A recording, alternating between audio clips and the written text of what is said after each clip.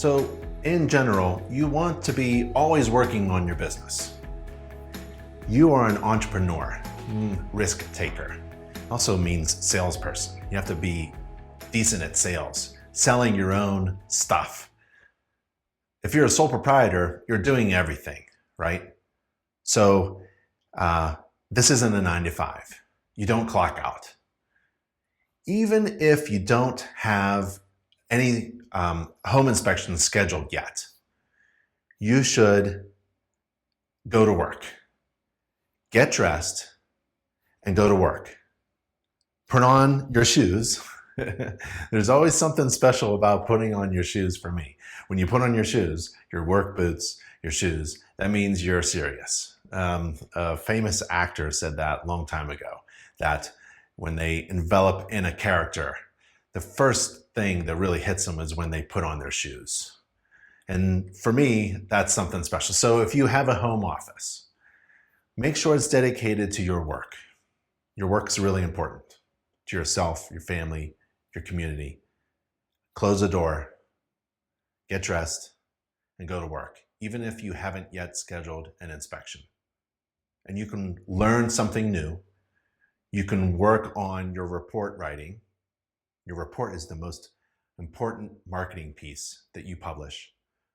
Enhance the value of your services. We've talked a lot about perceived value. So let's watch this short video on how to find a little bit of time, a little bit more time to work on your business. And then we'll talk about finding a hammer. Spend 1 hour a night on your business. One of the things that my brother Nick, founder of Internergy, has said, one of the best things that you can do for your business is to buy a hammer and smash your TV. Spend 1 hour a night on your business.